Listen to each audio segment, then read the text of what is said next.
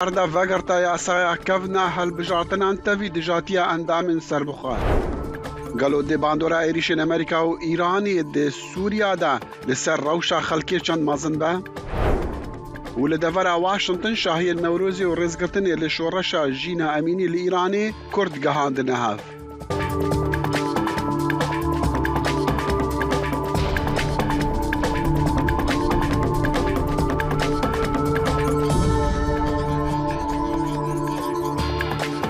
سڵاو و ڕێز و بەخێر هاتنەوە بەرنامەیەکی تری کورد کۆنەکشن لە دەنگی ئەمریکا لە واشنگتن.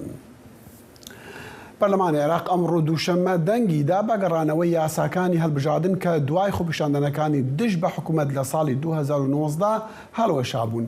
ئەمەش تووڕەیی پەرلەمانتاری سربەخۆی لێکەوتەوە کە پێیان وایە بە قازانجی حزب و لایەنە گەورەکان دەبێتن. لە لایەکی ترەوە کۆمیتەی بەرگری لە پەرلەمان پێشنیازێکی دایان پێشنیازی گەڕانەوەی لەشکری عێراق بۆ هەرێمی کوردستاندا پێشکەشی پەرلەمانیش دەکاتن. لە هەمان کاتدا سەرۆکاتی هەرێمی کوردستان دوێنێ یەکشەمە وادەی هەڵبژاردنەکانی هەرێمی کوردستان دیاری کردووە.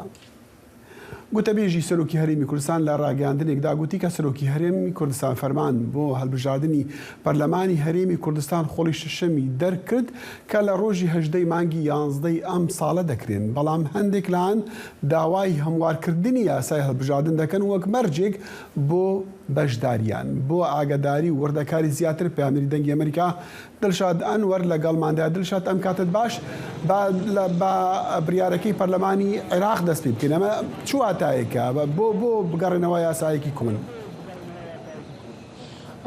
دەخیل دیارە وەک ئاگادارن کە پەرلەمانی عێراق لە دانیشتن و گفتوگویەکی پڕ لە کێشمەکێش و مشتومڕدا دیسانەوە گەڕایەوە بۆ یاسای سانتلیگۆ.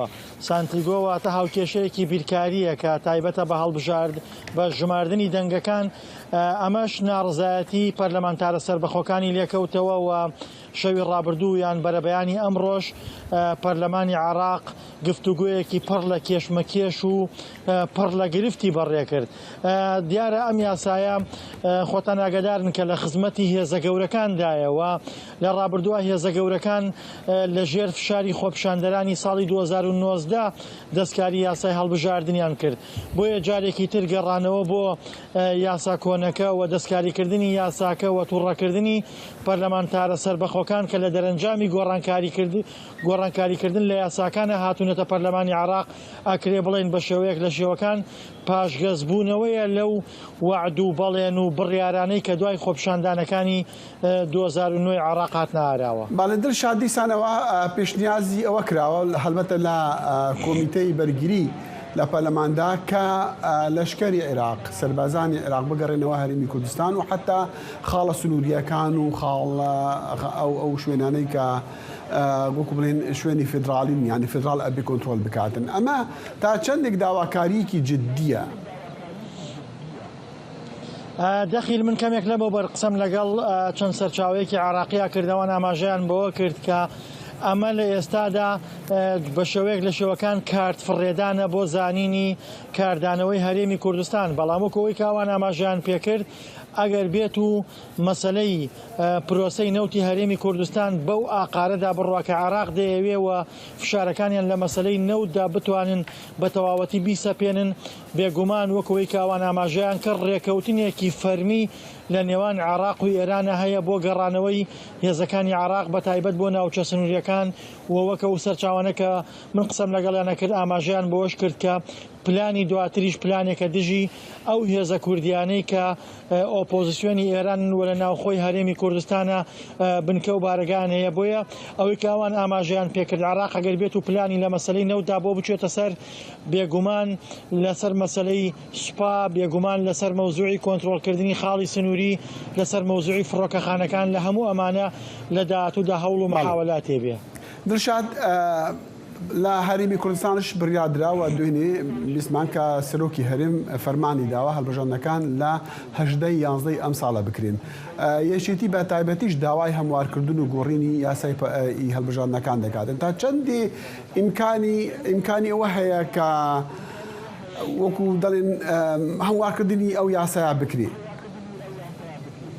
دەخیل منەمەوێ ئاماژە بەوە بکەم کە قەرار بوو 2 هەفتە لەمەوبەر لە بارگای سەرۆکایەتی هەرێمی کوردستان کۆبوونەوەیەک لە نێوان حیزب و لایەنەکان و سەرۆکایەتی هەرێمە ئەنجام بدرێت بۆ ئەوەی کە ڕای لایەنەکان لەسەر وادەی هەڵبژاردن ئەنجام بدرێت، بەڵام کۆبوونەوەکە ئەنجام نەدراوە. گەرچی هەندێک لەو لایەنە ئاماژە بەوەکەن کە وەفدی سەرۆکایەتی هەرێم سەردانیان کردوون و بۆ دیاریکردنی وادەی هەڵبژاردن هەماهەنگیان لەگەڵا کردوون، بەڵام گرفتەکە لە ئێستادا لەوایە کە یەکێتی نیشتیمانی وەکو هێزێکی سەرەکی لەسەر ساحەی هەرێمی کوردستان بۆ حوپەیەی کە جوگرافیای بەدەستەوێ و هێزیە هاوشێوەی پارتی دیموکراتی کوردستان ئەوان ناڕازین لەوەی کە هەڵبژاردن ئەنجام بدرێ بەبێ یەکلایکردنەوەی مەسەلەی هەمواری یاسا و بەبێ یەکلایکردنەوەی مەسەلەی کۆمیسیاران و بەبێ یەکلایکردنەوەی کورسی کۆتاکان. بەڵام وادەکە دیاری کراوە تاکو ئێستا هیچ کات لەم هیچ شتێک لەمانە ئەنجام نەدراوە، گەرچی ڕێکەوتن و دانوستانیە لەسەری، بۆیە چاوەڕوان نەکرێ ئەگەر لەم ماوەیە کە لە ئارادایە بتوان بگەنە ڕێکەوتن لەسەر و مۆزوعانە ڕەنگە هەڵبژاردن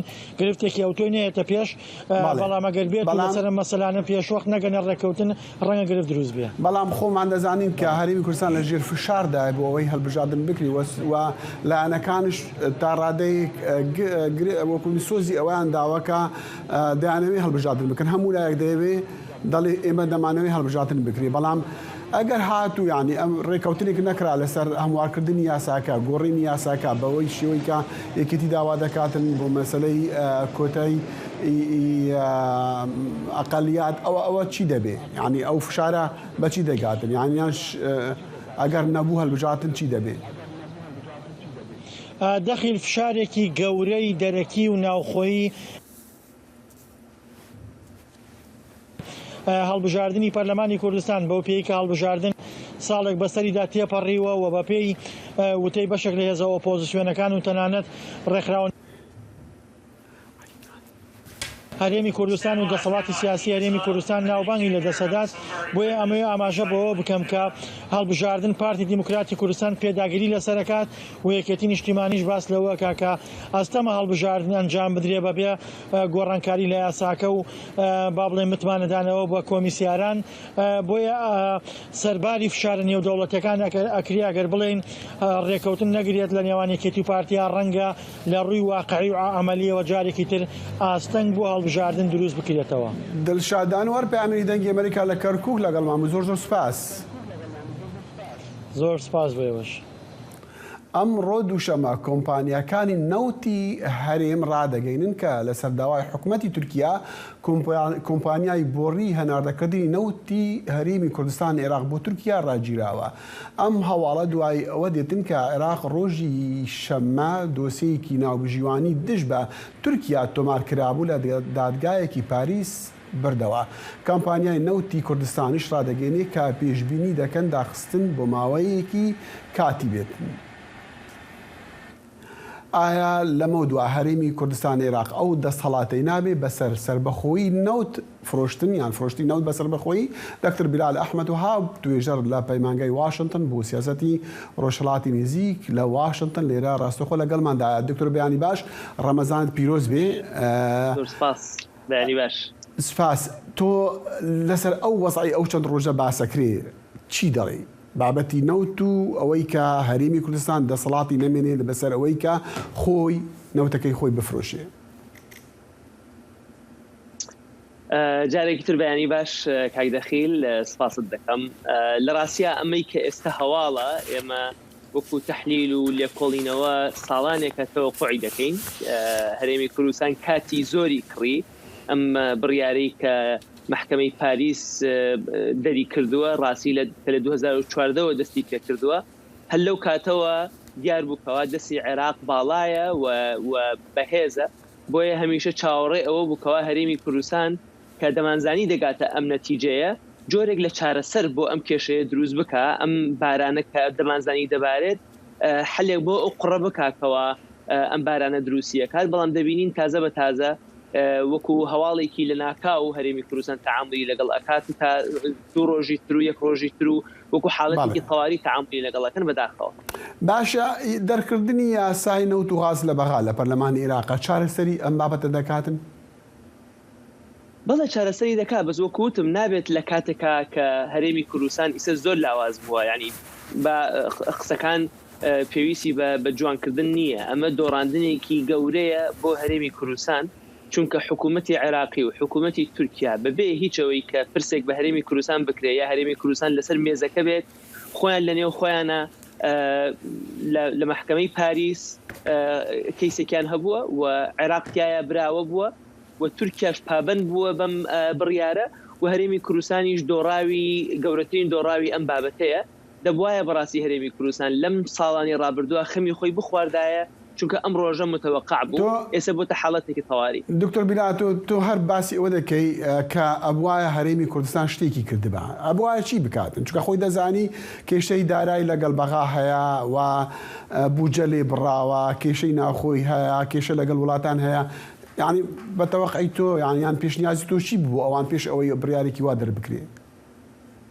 ئەم پێشنیازانە من و چەنەها لە کۆڵەری تر و ینی ئەومانان کوردیشین بە تۆزێ بە زمانێکی دڵسۆزانەتر نووسیومانە کە بەڕاستی دەبێ یاسای نەوت و گاز کە جنابێت لە پرسیارەکەی پێشتر ئاماژەت پێکرد، دەبێ ئەولەویاتی مفاوەزاتی حیزبەکانی هەرێمی کوردستان بێت لەگەڵ بەغایە.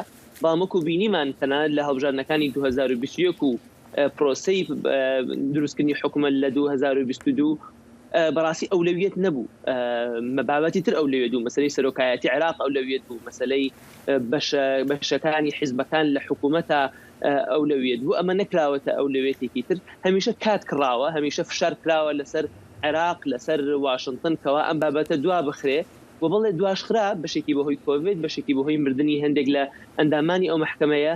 بەڵام لە ڕاستیە هەرێمی کوردستان سووری لەم کاتەوە نەگرتو بەوەی کەوا تۆخلی خۆی لە بەغا بەکاربێنێ بۆی کەوا کێشەیەکی ڕیشەیی بۆ ئەم مشکلەی کە ئێمڕۆ دروست بووە بدۆزێتەوە. بەڵێ ڕاگەیراوە کە ئەم داخستنی بۆڕیەکان یان ڕاگررتنی فرۆشتنەوە شتێکی کاتی دەبێ، هەڵبەتە دەبێت کاتی بچکە عێراق دەوێت نەوتەکەی بفرۆشێ بە هەر شێوەیەک بێ، بەڵام خۆمان دەزانین بەو شێوەیە بەو بڕیارە خۆی کۆنتترۆلی دەکاتن.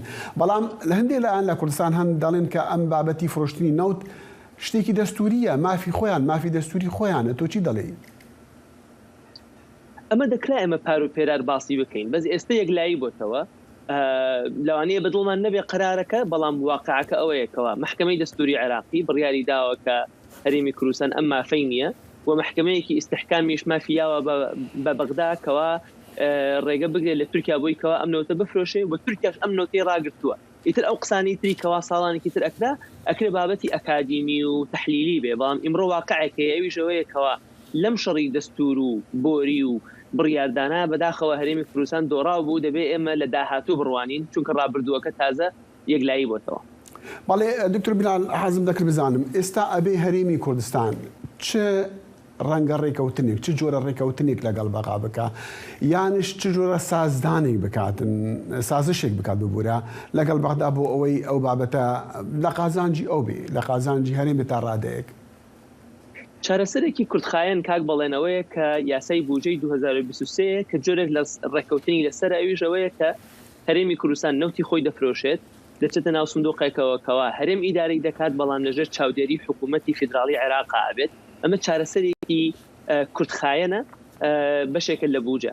چارەسەری درێژخایەن بەڕاستی بریتێ لە دەرکردنی یاسای نەوت و گاز کە ئێستا مفاوەزاتی لەسەرە، بەڵام هەڵبەتە بیرمان نەچێت ئیمڕۆ هەرێمی کوردستان لە موقعێکی لاوازەوە مفاوەزات لەگەڵ لەسەر ئەو یاسایە دەکات.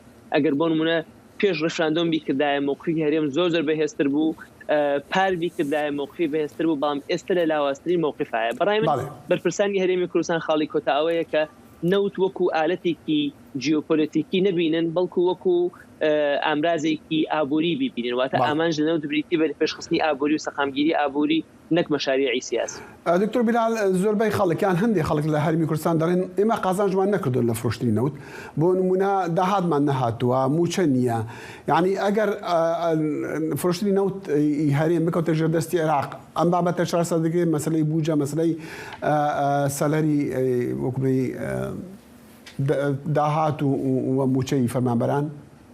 لە ڕاستیە نازانین، ئێمە نابێ احتیمال لەسەر ینی لەسەر با بڵین دڵسۆزی حکوومەتی بەغدا بکرێت، بەڕاستی ئەوە نەزانراوە. بەڵام ئەو قسەی کەوا جنابیشت دەکی ڕاستە، خەڵک بێزارن لە سیاسەتی نەوتی هەرێمی کوردستان، هەستەکەن خێرەکەی بۆ حیزبەکان بۆ نەک بۆ خەڵکەکە و میلەتەکە.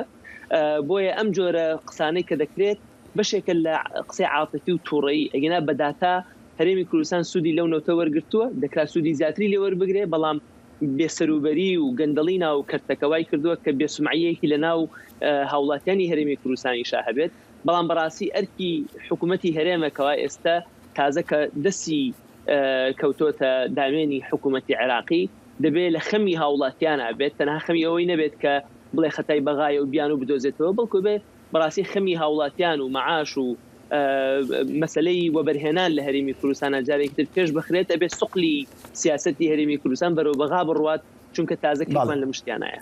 دکتۆر بلال ئەحمەد وهاب توێژەر لە پەیمانگەی واشنتن بۆ سیاسەتی ڕۆژهەڵاتی نزیک لە واشنتن لەگەڵ مامۆ زۆر سوپاس. سپاس کاک دەخیل.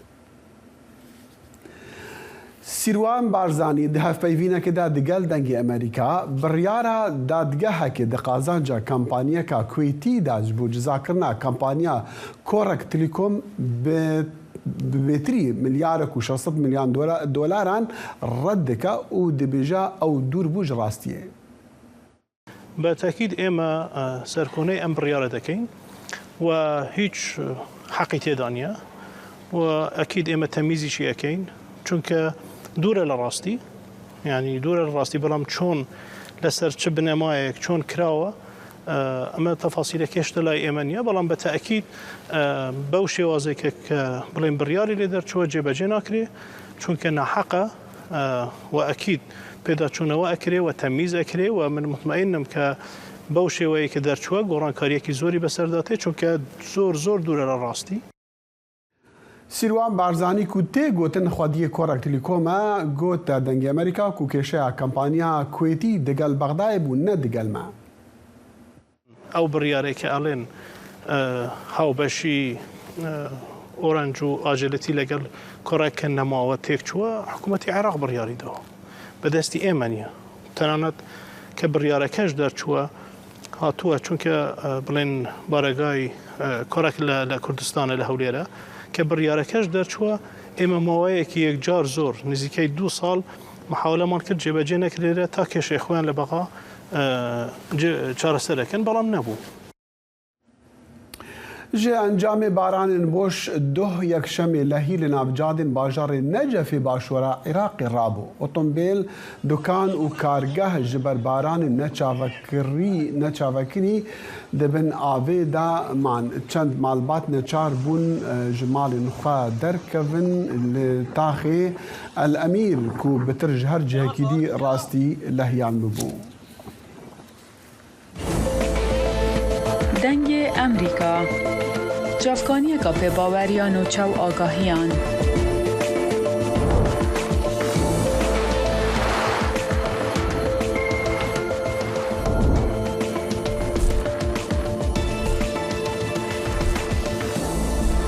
برای مالپەر و پلاتفۆرمên میدیا civakîya dengê ئەمریکا bala xwe bidin pêzanîn û nûçeyên cîhanê. برای چند روزان ایرانی ایریش کرد سر بنگهین کوالسیون نفنتوی لسوریه. امریکا جی برسفدا. لینها پرس آوا گلوه باندورین وی شری لسر روشا سوریه هبا شوپینر باور دکن که روسیا و داعش و جوی شری سودی ورکرن. پامنری دنگی امریکا زن عمر لقامشلو افراپورت شاندیه. روجلاتی سوریه بوی میدانک روبروبونه دنافبرا هزن امریکی و میلیسن بسر ایرانی و میلیسن ایرانی به موشک و درونان ایریشی بنگهن کوالسیون ناونتوی یا شر دجی داعش دکن که هزن امریکی لور بجینه امریکا جی برسوا وان ایریشان دده لگوری چفدیران ایریش میلیسن ایرانی لسر هزن امریکی وکه در فتکه جبو داعش گوب هز ببه. The purpose of the United States in ئارمانجا ئەمریکا لە سووریێ پشتەوانیە هەسەدەیە ji بۆ بەردەوامیە تێکبرنا داعشێ لێ ئیران و ملیسên ئالیگرێ wê bala hêzên ئەمریکî ji Daişê dûr dixin û Daeş dikare hêz û rehetiyê bi dest bixe dema ku Îran êrîşan li dijî hêzên Emerîkî û hesedê dike. Li aliyekî din hêzên bi ser Îranê ve li deverên jêr kontrola rejîma Sûrî çalakin û êrîşan pêk tînin. Li gorî şirovekaran Rûsya jî weke dewleteke bi hêz li deverê دخوازه رولا ئەمریکای لە سووریە قەلس بکە. روسيا اوجد هريمه دهية اوجد خازه افتب لهويه شباب حطاكو يعني هناك امكان بين امريكا ده هريمه ده هناك تنقاف بك نكان به كو اوقاس هيزن قصده بهيز بك الويه هريمه ده الهمبري ريجيم يجي الهمبري ام بين ايراني هەفتەیە بووری لە بارگەهەکە نێزیکی رمێلانێ لە باکوور و ڕۆژهەڵاتی سووریە دە عێریشەکە bi durûnan ên Îranî de karmendeke Amerîkî hate kuştin, karmendekî din û 5 leşkerên Amerîkî birîndar bûn. Paş re balafirên şerên Amerîkayê bi fermana Serokê Amerîkayê Joe Biden li parêzgeha dêra zorê û deverên Elbû Kemal û Elmeyadîn ên Rojhilatê Sûriyê êrişên hezmanî li ser xalên leşkerî yên grûpên bi ser Îranê ve pêkanîn. Hesedê hewl dide goh. Deverên Bakur û Rojhilatê Sûriyê ji şerê Îranê û Amerîka dûr bixe. Lê diyar e carna ev hewledan têk diçin û êrîş pêk tên. Zana Umer dengê Amerîka qamişlo. جان کەربی وتەبێژی ئەنجومەنی ئاسایشی نیشتیمانی کۆشکی سپی دوێنێ یەکشەمە ڕاگەیاند کە سەرۆک بایدن پابەندە بەهشتنەوەی هێزەکانی ئەمریکا لە سووریا و دوا بە دوای هێرشی کۆمەڵێک چەکداران کە لەلایەن ئێرانەوە پاڵپشتی دەکرێن. کەربی بە تەلەڤیزیۆنی CBS گوت کە ئێمە هەمیشە کار دەکەن بۆ بەرگریکردن لە سەربازەکانمان و بەرژەوەندیەکانمان لە هەر شوێنێک بن. خەسرۆ ئەڵماسی خوێندکاری پەیوەندیە نێودەوڵەتیەکان لە زانکۆی جانز هاپکینز لە واشنگتن لەگەڵماندایە بۆ وتوێژ لەسەر ئەم بابەتە. بەیانی باش کا خسرۆ پرسیاری ئەوە یەکەم ئەوەیە بۆ ئێران لەم کاتەدا و لە ناو سووریادا هێریش دەکاتە سەر بنکەیەکی ئەمریکی. مەسیجەکەی چی بوو؟ بەنێوش باش کاک دەخێن زۆر سپاس. لە ڕاستیدا ئەم جۆرە هێرشانە لەلایەن ئێرانەوە بۆ سەر بنکە و بارەگاکانی ئەمریکا شتێکی تازە نییە. لە چەند ساڵی ڕابردوودا بەدەیان جار هێرشی لەو جۆرە کراوە.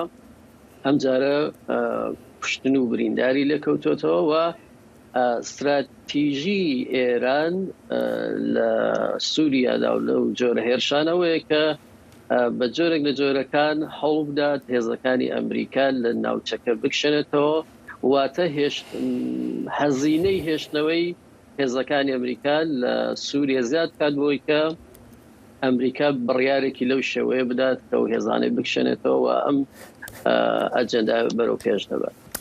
کاخسرۆ ئێمە چی دەزانین لەبارەی زیانەکان و لە کاریگەری هێرشەکانی مە دەزانین کە پەلاماری فڕۆکەیەکی بێفڕەوان درۆنێکی کە سەر بە ئەو کۆمەڵانە سەر بە ئێرانن کارمەندێک لەگەڵ هێزەکانی ئەمریکی کوشت پێشەند ڕۆژێک وە چەندێکش بریندار بوون. بەڵام ئەو پەلامار و ئێریشانی کە فڕۆکەی ئەمریکی دەکەنە سەر بنکەکانی کە بەناو سەر بە سوپای پازارانی ئێرانن لە ناو سووریادا کاریگەری ئەوانە چەند بووە؟ زیانی ئەوانە هەبووە دەزانین یاننا؟ بەڵێ پێی و زانیاریە سەرەتانەی کە هاتوونەتە دەرێ ئەو هێرشە بەرسیوانەی یا تەلافی جویانە تا ئێستا دەڵێت کە زیاتر لە 19 کەس لە هێزەکانی سووریە هێندەکان 3 بۆ 4 کەسی وە بزانام سەر بە سوپای سووریان یعنی هاوڵاتی سوورین و ئەوانەی دیکان سەر بەو گروپە میلیشیانن کە لەلایەن ئێرانەوە پاڵپشتی دەکەن. ئەمە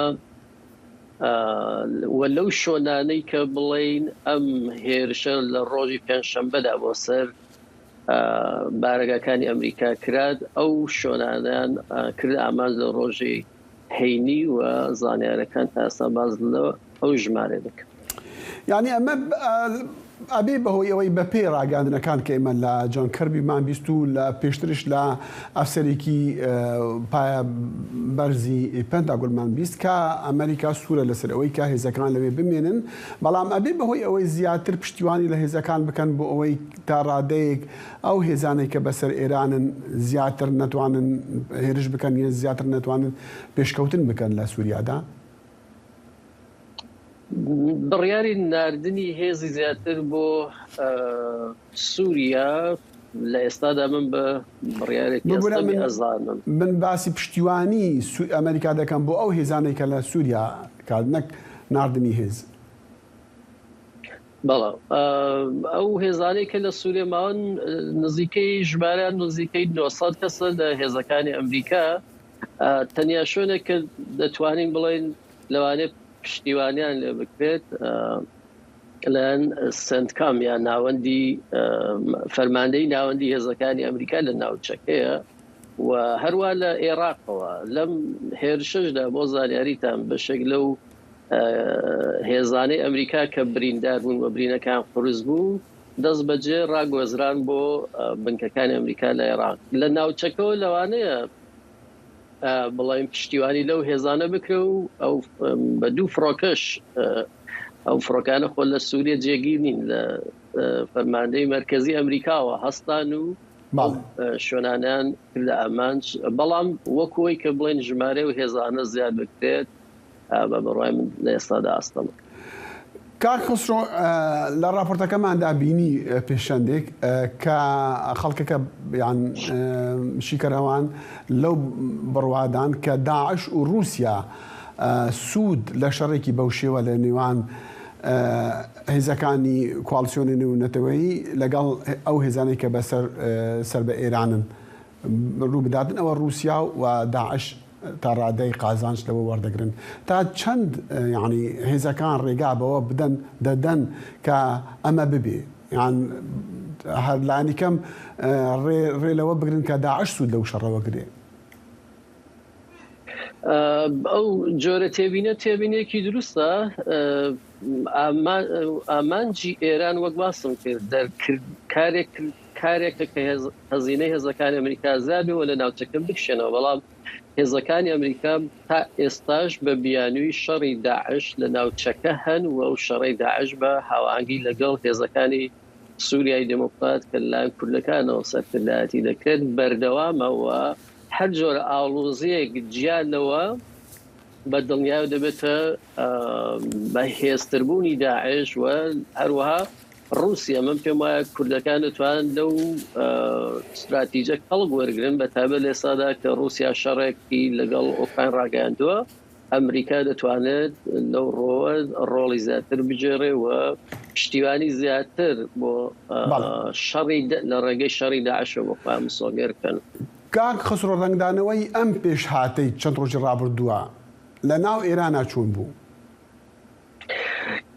دەخیل ئێران بەڕاستی یەکێک لە ئامانجەکانی هەرەوە بوو کە بتوانێت هەمیشە لە ڕووی سایکۆلۆجیەوە دەیەوێت بڵێت ئێمە بەهێزین ئەمریکامان بە چۆک داهێناوە هەڕەشە دەکەی لەسەری و ناتوانێت وەڵام داتەوە هەمیشە لەو جۆرە هێرشانە کەڵ وەردەگرێت بۆی کە لە ناوخۆی ئێران کەڵک وەربگرێت بۆی کە ئەجەنداکانی بە خەڵکی ئێران بفرۆشێتەوە بەڵام وەک بینیمان کاردانەوەی هەبووە و هێرشە و وەک باسم کرد تەنانەت بازدەوە دەکرێت لەو 19 کەسەی کە کوژراون 6 یا 7 کەسیان سەر بە سوپای پاسداران ئێرانەوە بڵێن هاوڵاتی ئێرانی بوون بۆیان لە ناوخۆی ئێران وەک حکوومەت دەتوانین بڵین کە سەپۆرتی ئەو پشتیوانی لەو جۆرە هێرشانە کرد بەڵام خەڵکی ئێران ڕای گشتی ئێران دژی ئەو جۆرە هەڵس و کەوتانە و دەستوەردانانە وەک لە شۆڕشی ژنجیان ئازادی دەیبینین خەڵک دژی سیاسەتی دەستوەردانی کۆماری ئیسلامیە لە ناوچەکەدا و بە زیان بۆ بەرژەوەندی گشتی و ئاسایشی نیشتمانی وڵاتەکەی دەزانن. کاخسۆ پرسیاری کوتام ئەوە لەسەر درۆنەکان کە دەوتری ئەو درۆنێک کە بەکار هێناوە بۆ پەلامار یان هێرشکردن لەسەر بنکەکەی کوالسیۆنی نێونەتەوەی لە سووریادا هەمان درۆنی ئەوە بوو کە ئێران بە رووسیا دەداتن بۆ ئەوەی لە ئوکرانیا بەکاربێت تا چەندی ئەم زانیاریە ڕاستە؟ ئەوەندەی من تێبینیم کردووە تا ئێستا دەزانین کە ئێران هەم لە موشکدا هەم لە درۆنە بەهێزترین وڵاتە لە ناوچەکەدا تا ئێستا پارچەکانی درۆنەکە کۆکراتەوە خەریکن هەڵسەنگاندنی بۆ دەکەن دەکرێت بەڵام تا ئێستا دەرەنجامی کۆتایی بەردەست نییە بۆ جارێ لێ کۆڵینەوەکان بەردەوامن بەڵام بە دڵنیاییەوە درۆنێک بووە تا ئێستاوە دەزانین کە درۆنی دروستکراوی وڵاتی ئێران بوو. خسرۆ ئەلماسی خوێندکاری پەیوەندیە نێودەوڵەتیەکان لە زانکۆی جان هاپکنس لێرە لە واشنگتن لەگەڵ ماموو زۆر سوپاس. سپاس بێ.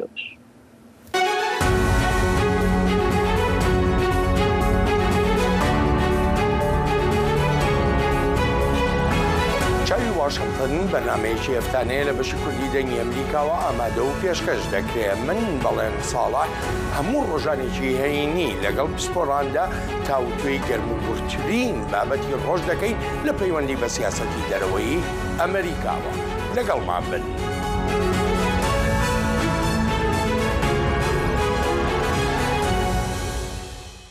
کورد لە تورکیە لە بەندەی ناکو دە هەڵبژاتنین مەها گوڵانی یەن سەرۆکاتێدا لە دیژی سەرۆکێنها ڕەجەب تایب ئەردۆغان ڕۆڵێکی دیار و خودی بڕیار بلەیزن. ئەو دەبێژن ئەو دخوازن ئەمە ژیانەکە بە ئازادی و وەک هەوی دە وڵاتێکی ئازاددا هەبە.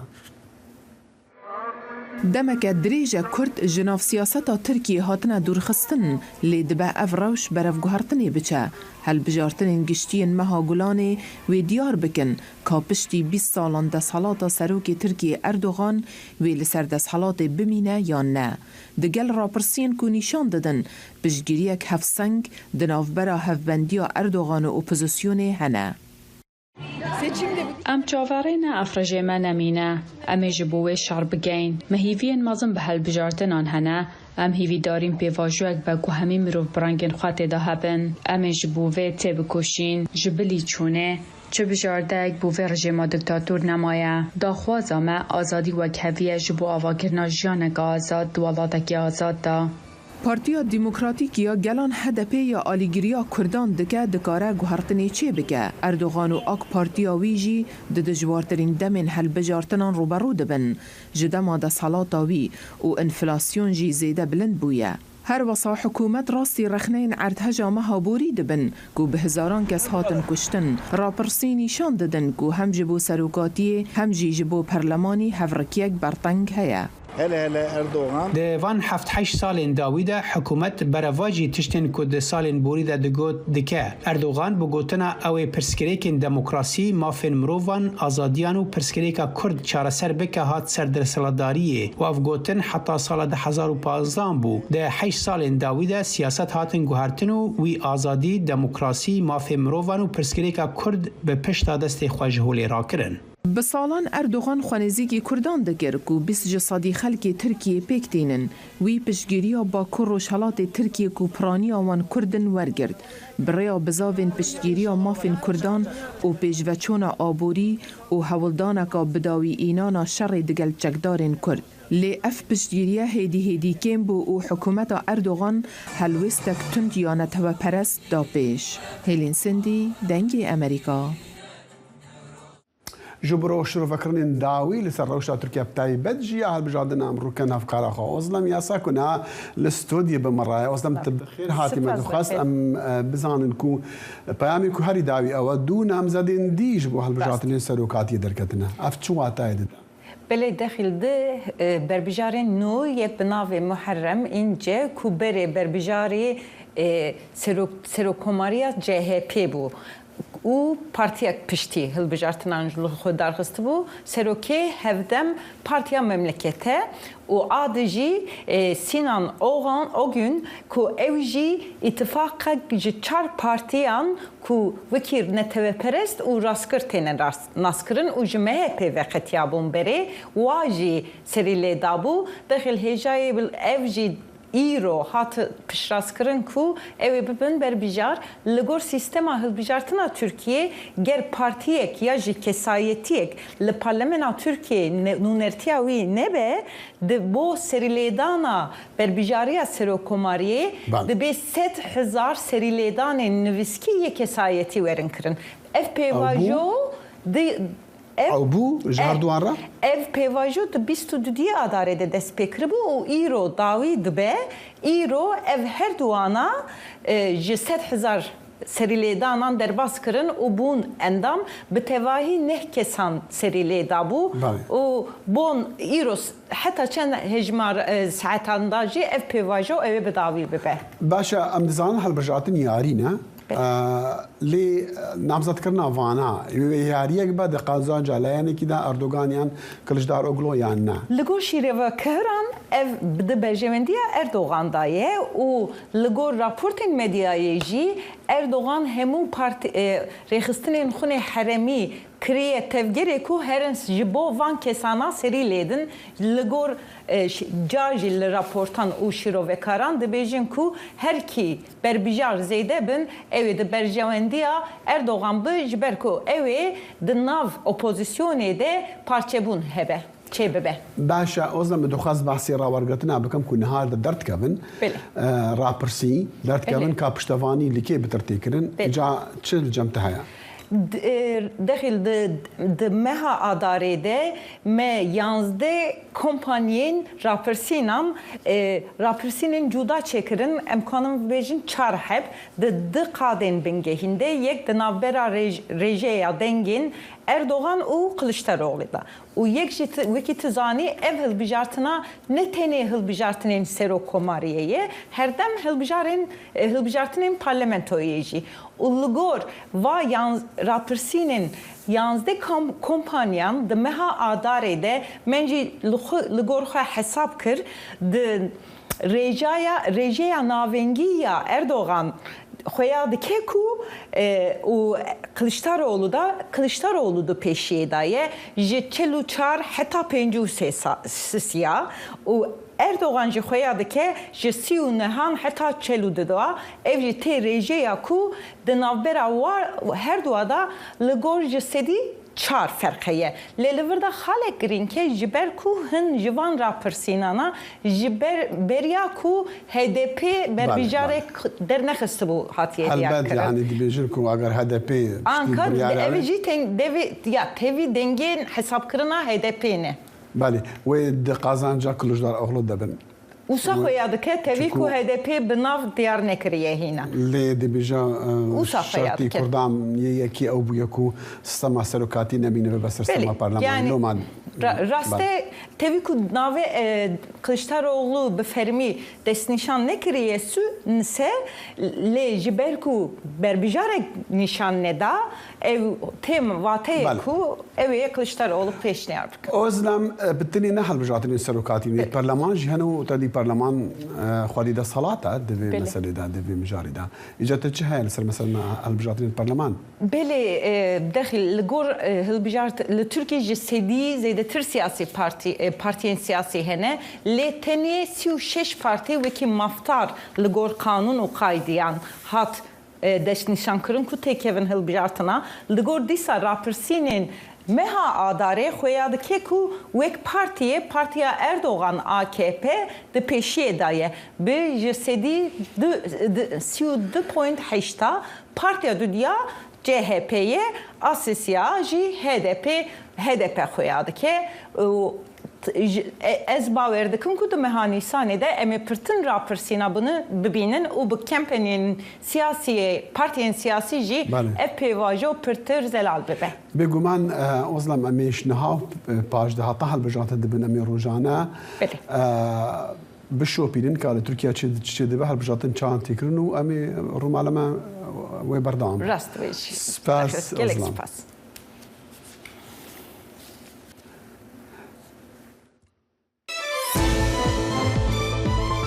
برنامه هفت رنگ برنامه کنری یا بشی کردی لدنگی امریکایی از لقمان احمد هر دو هفتی جارکی و دبم گرکی ناو اختی چاندو نرارنگی بمرانه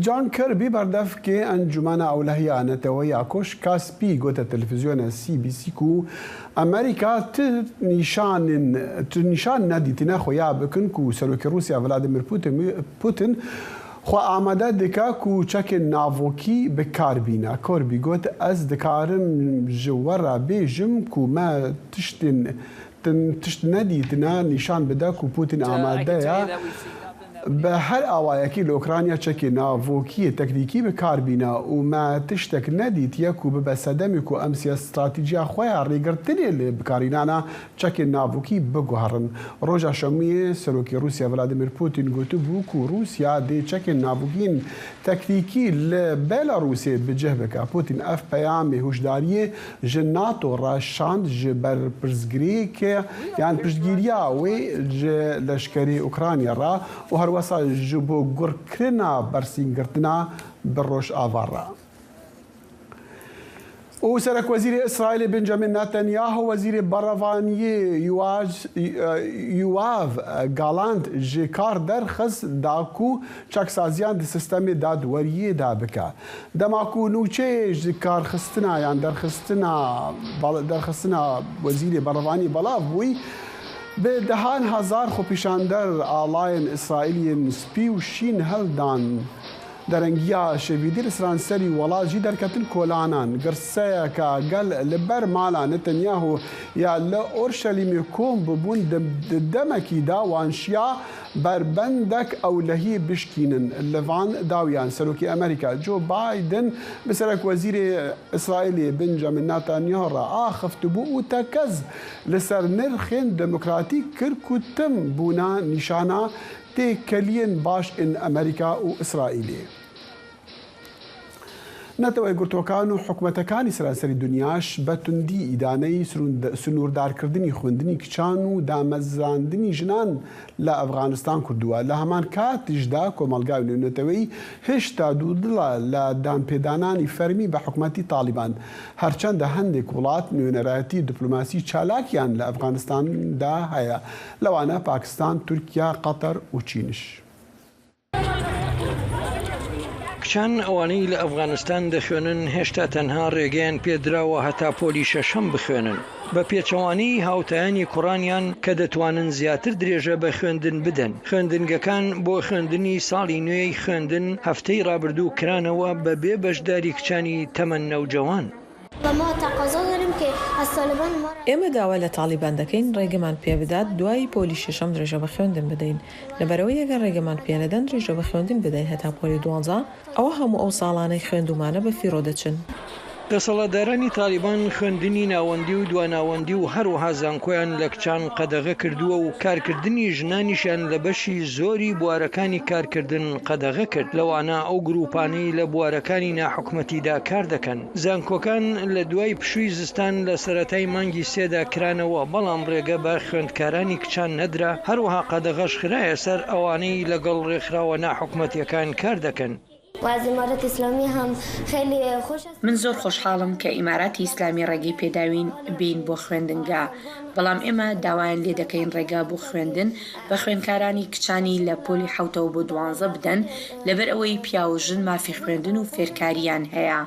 تالیبان لە ئەفغانستان لە سەرەتادا بەڵێنی حکومڕانیەکی زیاتر میاندرەویدا دوای ئەوەی لە مانگی هەشتی ساڵی 2021دا دەستیان بەسەر دەسەڵاتدا لە ئەفغانستان گرتەوە بەڵام لە بری بردنەسەری ئەو بەڵێنانەیان قەدەغەی گشتگیریان سەپاند هەروەها ڕێکاری دیکەیان پەیڕەو کرد ئەوانەی ڕێگری لە ئازادیە سەرەتایەکان دەکەن. پیاوان و ژنان هەمان مافیان هەیە هەروەها ئێمەش مافی خوێندن و چوون بۆ خوێندنگەمان هەیە بەڵام ئێمە ئایندەمان دیار نییە. ئایندەی ژنان بە فیرۆ دەچێت لەبەر ئەوەی ناتوانن بخوێنن و بچن بۆ خوێندنگا. حکومڕانانی تالیبان لە ئەفغانستان فەرمانیان داوەتە ژنان لە شوێنە گشتیەکاندا جری سەرتاپاپۆش لەبەر بکەن و هەروەها قەدەغەی چوون بۆ نێو پارکەکان و ناوەندەکانی وەرزشیان لێ کردوون. سمکو عەزیز دەنگی ئەمریکا. باب فرانسیس مزنەوەلداری کاتۆلیک قانونە کەنیسەیە 2019 نو کرد بە ئەرمان جاک و قەشە و ئۆلدارên پایە بلند بەرپرسیار بن دەمەک و هەوڵ ددن دۆزین زێدەگاویên سکسی دەشیرن. یاساکە پێشتر میکانیزمی وردی بۆ لێکۆڵینەوە لە قەشە و سەرۆک ئاینەکان داڕشت بوو بەڵام جێبەجێکردنی نایەکسان بوو ڕزگاربووانی ئەو دەستدرێژیانە ڕەخنیان لە ڤاتیکان گرتبوو بەهۆی بەردەوامی نەبوونی شەفافیەت سەبارەت بەو دۆسیانە. فراوانکردنەکە وەڵامێک بوو بۆ ئەو حاڵەتە زۆرانەی کە لەم ساڵانەی دوایی داهاتنە ئاراوە کە سەرکردە ئاینەکان دەسەڵاتی خۆیان خراپ بەکێرهێناوە بۆ ئیستیغلالکردنی سەکسی خەڵق لەژێر چاودێری یان دەسەڵاتی ئاینی خۆیاندا. لە پێناسەکەدا هاتووە قوربانی دەشێت هەچ کەسێک بێت کە لە حاڵەتی لاوازی دابێ کەمی جەستەیی یان دەرونی یان بێبەشکردنی لە ئازادی کەسایەتی کە لە ڕاستیدا تەنانەت ناوبەناو توانای تێگەیشتن و یا ویستنی نابێت بە شێوەیەکی کاریگەر بە ڕەنگاری دەستدرێژی کەرەکەی ببێتەوە.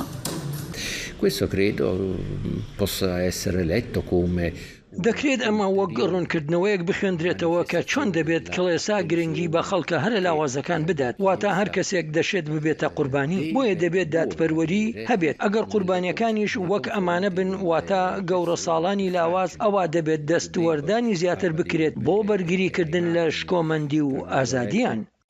داکۆکیکەران لەو دۆسەیانە دەڵێن چاکسازیەکی گشتی بە کۆمەڵ پێویستە نەک تەنها گۆڕانکاریە بچووکەکانی کە ڕۆژی شەممە پاپا فرانسیس ڕایگەاند. بەشێک لە پرۆسەی دادوەری جگە لە چاکبوونەوە هوشیاریە کە خەڵک لێپرسینەوەیان لەگەڵ بکرێت لە سەرکردەوەکانیان کە پێم وایە نایەکسانی هەیە و دەبێت بە شێوەیەکی یەکسانیتر بەڕێوە بچێت کە ئەوەش زیاتر پێویستی بە جۆرێک لە ڕاهێنان و ڕێباز و پرۆتۆکۆل هەیە ڕێنماییەکان بە تایبەتی بۆ باڵوێزەکان و نوێنەرانی پاپا کە هەندێکیان ئاگادارکردنەوەکە دەخەنە سەر ماڵپەڕەکانیان هەندێکی تر نایخەنە سەر. ئەو گۆڕانکاریانی پاپا فرانسیس وەک وەڵامێک بوو بۆ ئەو دایان ساڵەی پەردەپۆشکردن لەسەر دۆسیەکانی دەستدرێژیکردنی سەکسی سەرگەورە ساڵان و هەروەها منداڵانی خواردەمەنی یاسایی لەلایەن دەسەڵاتدارە ئاینیەکانی کڵێساوە. شایان پاشا، دڵی ئەمریکا، واشنگتن. لە هەرێما واشنگتنی کوردان ئاهەنگە نەورۆزی ژە بۆ نیشاندانە یەکیتی و هەفگرتنێ بەکارئینە نەورۆزە ئەف ساڵ هەربەت جودا بوو ئەو تایبەت بوو ژە بۆ ڕێزگرتنێ لە شۆڕەشە ژینە ئەمینی لە ئیرانێ و هەلبەت و یەکگرتن لە دیژی ڕژێمە تەهرانیش یحیە بەرزنجی لە شاهیادۆ لە نێزیک واشنگتن ئامادە بوو. یەکەم جارە پارتە کوردیەکانی کوردستانی ئێران لە پارچێکی دەڤەری ڤێرجینیا پێکەوە نەورۆز بکەن نەورۆزێکی بێ ئاهەنگگێڕان وەک هاودەنگی و هاوسۆزی دڵی زێدە بریندارەکەیان کە لە دوای شۆڕشەکەی ژیناوە بە سەردان کوردی دیکە بوونەتە قوربانی. دەستپێکردنی دروشمی ژنژیان ئازاتی لە ڕۆژهەڵات و پەرستانی بۆ تەواوی ئێران و هەروها پشتیوانی حیزبەکانی ناوەندی هاوکاری کوردستانی ئێران نەورۆز جیاوازەکە ئەوە بوو هەموو کوردەکان بەیەکەوە لەگەڵ هەموو ئێران هاتنە سەر شەقام و بۆ ئەوڵین جار بوو لە ئێران دژ بە ڕەژیمی داگیرکەری ئاخوندی ئەو خەڵکە بێنە سەر جادە و بێنە سەر کۆڵانەکان شوحار بڵێنەوە هەر لەبەرە هۆکارش بکە نەورۆزی ئەو ساڵمان یەکگرتووی و یەک دەستی زیاتری پێوەریار بوو.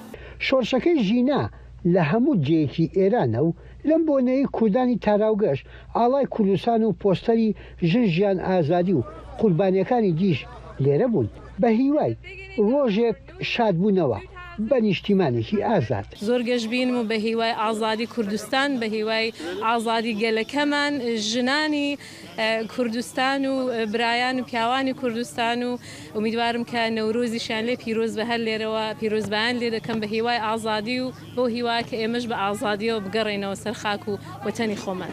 یادی نەورۆز پڕە لە ئاهەنگگێڕان و بە پیرەوە چوونی ساڵێکی نوێ بەڵام یادەکەی ئێرە زیاتر بزواندنی هەستی نیشتیمانی و جۆرێک لە پێکەوەی بوو. ئەوڕۆ لێرە کۆبوونێتەوە بۆ جێژنی نەوروزێ هەموو ماڵە کوردەکان بە باوجودی وێلان لەبەر شۆڕەشی ژینای بڕێک تەڵخە وەزیەتی ئێرانێ و خانەوادەکانمان دیسانیش هەر بە دڵی شاد و بە ئومیدواری هاتوون لێرە لە پارکێ کۆبوونێتەوە هەموو دەستمان گرتووی شاڵە ساڵێکی تازە هەموو یەکڕا بە ئازادی پێکەوە دەگوزێرێنین. تازە هاتوومەتە ئەم منتیقەی دەوروبەری واشنگتن پێشتر لە ویلایەتی نیوجەرسی بووم لەوێ دانیشتوانی کوردی کەمتر بوو لێرە دانیشتوانی کوردی زۆرترە بۆیە لە مەرحەلەی شخصی خۆمدا لە مەرحەلەی پرسۆناڵدا بە تاکید جیاوازی هەیە بۆ من زۆر بۆ خۆم بۆ خانەوادەکەم لە دەوروبەری خەڵکێکی زۆرتری کوردین ڕسمێکی کوردانەتر دەبینین بە نەورۆزەکەیەوە بۆیە پێمان خۆشە لەگەڵەوەدا پێم وایە ئەو تەغیر و گۆڕانکاریانەی کە لە ئێران ئەمساڵ دەستی پێکرد کە ڕوو بداوە کورد پێشەنگی بوو هەتا ئەو ڕۆژ هەز دەکەم دیسان پێگەی کوردی بە قەوەتر کردوێتەوە لە کوردستانی ڕۆژهەڵات. یادی نەورۆز بەکەمی بەسەر خەڵکی کووردا بێخۆ نیشاندان لەو ڕۆژەدا تێپەڕیوە کوردانی ئێرانیش وەک پشتیوانی لە شۆڕشەکەی ژینا و هاوسۆزی لەگەڵ خەڵکی کوردستانەکەیان دەرکەوتن. یەحیا بەرزنجی دەنجی ئەمریکا، شاری سەلڤێڵ، ویلایەتی ڤێرجینیا. بهیوی امیدن دمن خوش د برنامه صباحی د دیسان یا کورد کنکشن امیگینک جبو پشکرنا جمالکا بابتن گریدای حریمی و بابتن نهطاوی دمی هر شاد و بخت تور بنو خدا حافظ.